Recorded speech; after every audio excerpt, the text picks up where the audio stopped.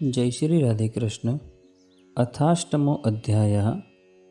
गर्भ में परीक्षित की रक्षा, कुंती के द्वारा भगवान की स्तुति और युधिष्ठिर का शोक।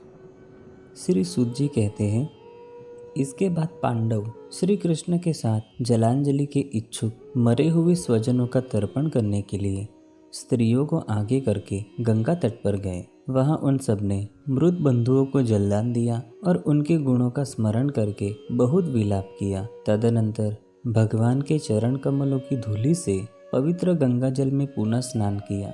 वहां अपने भाइयों के साथ कुरुपति महाराज युधिष्ठिर, धृतराष्ट्र, पुत्र शोक से व्याकुल गांधारी, कुंती और द्रौपदी सब बैठकर मरे हुए स्वजनों के लिए शोक करने लगे। भगवान श्री कृष्ण ने धौम्यादि मुनियों के साथ उनको सांत्वना दी और समझाया कि संसार के सभी प्राणी काल के अधीन हैं, मौत से किसी को कोई बचा नहीं सकता।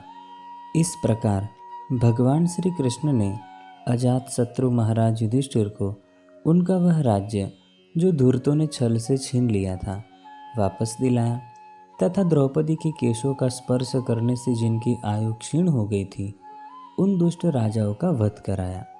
साथ ही युधिष्ठिर के द्वारा उत्तम सामग्रियों से तथा पुरोहितों से 3 अश्वमेघ यज्ञ कराए। इस प्रकार युधिष्ठिर के पवित्र यश को 100 यज्ञ करने वाले इंद्र के यश की तरह सब और फैला दिया। इसके बाद भगवान श्री कृष्ण ने वहां से जाने का विचार किया। उन्होंने इसके लिए पांडवों से विदा ली और व्यास आदि ब्राह्मणों का सत्कार किया। उन लोगों ने भी भगवान का बड़ा ही सम्मान किया। तदनंतर सात्यकी और उद्धव के साथ द्वारका जाने के लिए वे रथ पर सवार हुए। उसी समय उन्होंने देखा कि उत्तरा भय से विह्वल होकर सामने से दौड़ी चली आ रही है। उत्तरा ने कहा, देवाधिदेव जगदीश्वर, आप महायोगी हैं, आप मेरी रक्षा कीजिए, रक्षा कीजिए। आपके अतिरिक्त इस लोक में मुझे अभय देने वाला और कोई नहीं है, क्योंकि यहाँ सभी परस्पर एक दूसरे की मृत्यु के निमित्त बन रहे हैं।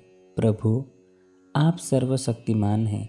यह दहकते हुए लोहे का बाण मेरी ओर दौड़ा आ रहा है। स्वामिन, यह मुझे भले ही जला डाले, परंतु मेरे गर्भ को नष्ट न करे, ऐसी कृपा कीजिए। श्री सूत जी कहते हैं, भक्तवत्सल भगवान श्री कृष्ण उसकी बात सुनते ही जान गए कि अश्वत्थामा ने पांडवों के वंश को निर्जीव करने के लिए ब्रह्मास्त्र का प्रयोग किया है।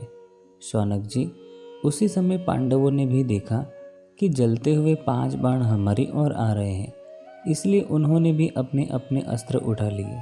सर्वशक्तिमान भगवान श्री कृष्ण ने अपने अनन्य प्रेमियों पर, शरणागत भक्तों पर बहुत बड़ी विपत्ति आई जानकर अपने नीज अस्त्र सुदर्शन चक्र से उन नीच जनों की रक्षा की।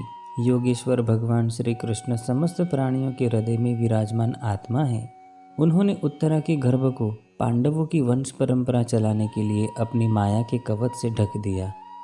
शौनक जी, यद्यपि ब्रह्मास्त्र अमोघ है और उसके निवारण का कोई उपाय भी नहीं है, फिर भी भगवान श्री कृष्ण के तेज के सामने आकर वह शांत हो गया। यह कोई आश्चर्य की बात नहीं समझनी चाहिए, क्योंकि भगवान तो सर्वाश्चर्यमय हैं। वे ही अपनी निज शक्ति माया से स्वयं अजन्मा होकर भी इस संसार की सृष्टि, रक्षा और संहार करते हैं। जब भगवान श्री कृष्ण जाने लगे तब ब्रह्मास्त्र की ज्वाला से मुक्त अपने पुत्रों के और द्रौपदी के साथ सती कुंती ने भगवान श्री कृष्ण की इस प्रकार स्तुति की। कुंती ने कहा, आप समस्त जीवों के बाहर और भीतर एक रस स्थित है, फिर भी इंद्रियों और वृत्तियों से देखे नहीं जाते, क्योंकि आप प्रकृति से परे आदि पुरुष परमेश्वर हैं। मैं आपको नमस्कार करती हूँ।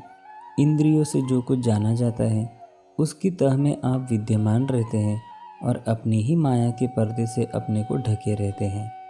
मैं अबोध नारी आप अविनाशी पुरुषोत्तम को भला कैसे जान सकती हूँ? जैसे मूढ़ लोग दूसरा भेष धारण किए हुए नट को प्रत्यक्ष देखकर भी नहीं पहचान सकते, वैसे ही आप दिखते हुए भी नहीं देखते। आप शुद्ध हृदय वाले विचारशील जीवन मुक्त परमहंसों के हृदय में अपनी प्रेममयी भक्ति का सृजन करने के लिए अवतीर्ण हुए हैं। फिर हम अल्प बुद्धि स्त्रियां आपको कैसे पहचान सकती हैं?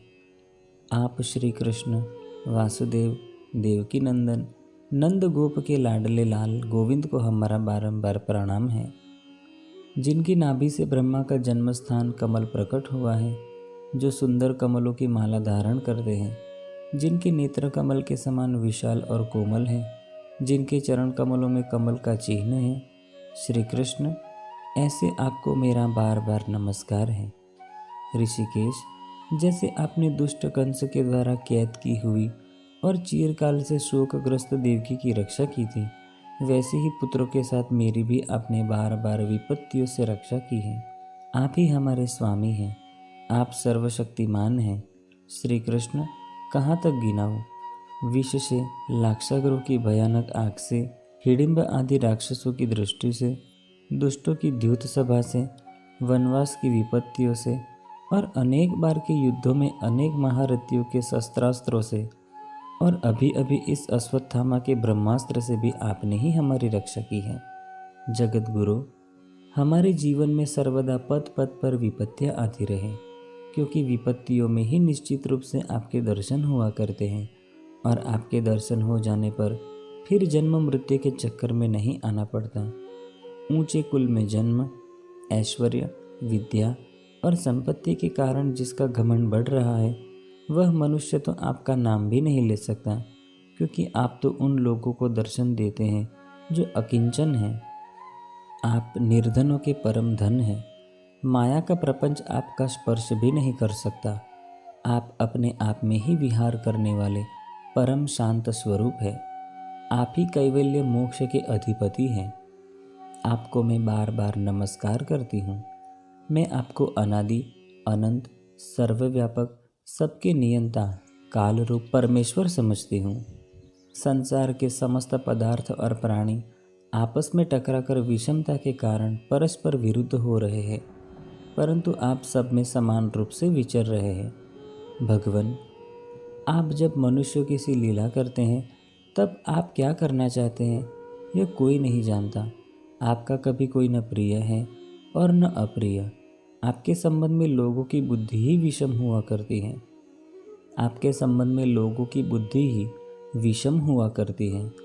आप विश्व के आत्मा हैं, विश्व रूप है।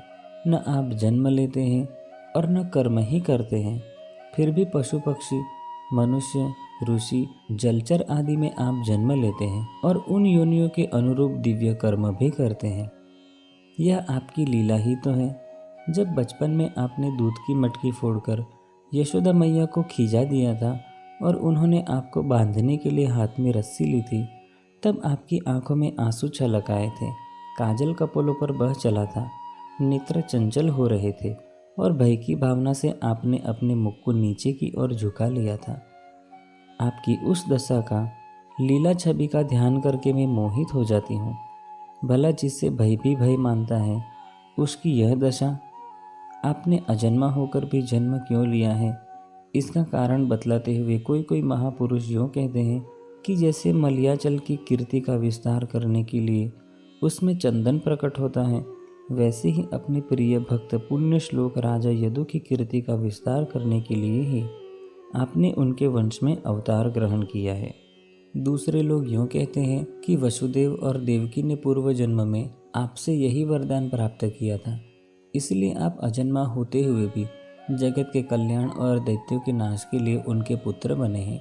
कुछ लोग यूँ कहते हैं कि यह पृथ्वी दैत्यों के अत्यंत भार से समुद्र में डूबते हुए जहाज की तरह डगमगा रही है, तब ब्रह्मा की प्रार्थना से उसका भार उतारने के लिए ही आप प्रकट हुए।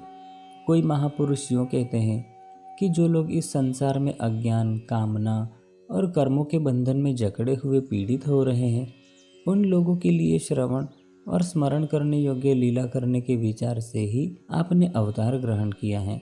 भक्तजन बार बार आपके चरित्र का श्रवण, गान, कीर्तन एवं स्मरण करके आनंदित होते रहते हैं। वे ही अविलंब आपके उस चरण कमल का दर्शन कर पाते हैं जो जन्म मृत्यु के प्रवाह को सदा के लिए रोक देता है। भक्त वांछा कल्पतरु प्रभु, क्या अब आप अपने आश्रित और संबंधी हम लोगों को छोड़कर जाना चाहते हैं? आप जानते हैं कि आपके चरण कमलों के अतिरिक्त हमें और किसी का सहारा नहीं है। पृथ्वी के राजाओं के तो हम यूं ही विरोधी हो गए हैं। जैसे जीव के बिना इंद्रियां शक्तिहीन हो जाती है, वैसे ही आपके दर्शन बिना यदुवंशियों के और हमारे पुत्र पांडवों के नाम तथा रूप का अस्तित्व ही क्या रह जाता है। गदाधर, आपके विलक्षण चरण चिन्हों से चिन्हित यह कुरुजांगल देश की भूमि आज जैसी शोभायमान हो रही है, वैसी आपके चले जाने के बाद न रहेगी। आपकी दृष्टि के प्रभाव से ही यह देश पकी हुई फसल तथा लता वृक्षों से समृद्ध हो रहा है। ये वन, पर्वत, नदी और समुद्र भी आपकी दृष्टि से ही वृद्धि को प्राप्त हो रहे हैं। आप विश्व के स्वामी हैं, विश्व के आत्मा हैं और विश्व रूप हैं। यदुवंशियों और पांडवों में मेरी बड़ी ममता हो गई है। आप कृपा करके स्वजनों के साथ जोड़े हुए इस स्नेह की दृढ़ फांसी को काट दीजिए। श्री कृष्ण, जैसे गंगा की अखंड धारा समुद्र में गिरती रहती है, वैसे ही मेरी बुद्धि किसी दूसरी ओर न जाकर आपसे ही निरंतर प्रेम करती रहे। श्री कृष्ण, अर्जुन के प्यारे सखा यदुवंश शिरोमणि, आप पृथ्वी के भार रूप राजविषधारी दैत्यों को जलाने के लिए अग्नि स्वरूप हैं। आपकी शक्ति भी अनंत है। गोविंद, आपका यह अवतार गौ, ब्राह्मण और देवताओं का दुख मिटाने के लिए ही है। योगेश्वर, चराचर के गुरु भगवान, मैं आपको नमस्कार करती हूँ। श्री सुत जी कहते हैं, इस प्रकार कुंती ने बड़े मधुर शब्दों में भगवान की अधिकांश लीलाओं का वर्णन किया। यह सब सुनकर भगवान श्री कृष्ण अपनी माया से उसे मोहित करते हुए से मंद मंद मुस्कुराने लगे। उन्होंने कुंती से कह दिया, अच्छा ठीक है, और रथ के स्थान से वे हस्तिनापुर लौट आए।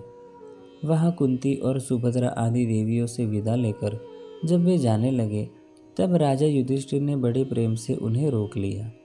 राजा युधिष्ठिर को अपने भाई बंधुओं के मारे जाने का बड़ा शोक हो रहा था। भगवान की लीला का मर्म जानने वाले व्यास आदि महर्षियों ने और स्वयं अद्भुत चरित्र करने वाले भगवान श्री कृष्ण ने भी अनेकों इतिहास कहकर उन्हें समझाने की बहुत चेष्टा की, परंतु उन्हें सांत्वना न मिली, उनका शोक न मिटा। शौनकादि ऋषियों, धर्मपुत्र राजा युधिष्ठिर को अपने स्वजनों के वध से बड़ी चिंता हुई। वे अविवेक युक्त चित्त से स्नेह और मोह के वश में होकर कहने लगे, भला मुझ दुरात्मा के हृदय में बद्धमूल हुए इस अज्ञान को तो देखो। मैंने सियार कुत्तों के आहार इस अनात्मा शरीर के लिए अनेक अक्षौहिणी सेना का नाश कर डाला। मैंने बालक, ब्राह्मण, संबंधी, मित्र, चाचा, ताऊ, भाई, बंधु और गुरुजनों से द्रोष किया है। करोड़ों वर्षों से भी नरक से मेरा छुटकारा नहीं हो सकता।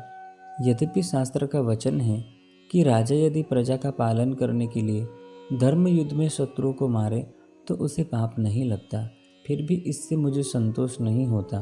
स्त्रियों के पति और भाई बंधुओं को मारने से उनका मेरे द्वारा यहाँ जो अपराध हुआ है, उसको मैं गृहस्थोचित यज्ञ यागादिकों के द्वारा मार्जन करने में समर्थ नहीं हूँ। जैसे कीचड़ से गदला जल स्वच्छ नहीं किया जा सकता, मदिरा से मदिरा की अपवित्रता नहीं मिटाई जा सकती, वैसे ही बहुत से हिंसा बहुल यज्ञों के द्वारा एक भी प्राणी की हत्या का प्रायश्चित नहीं किया जा सकता।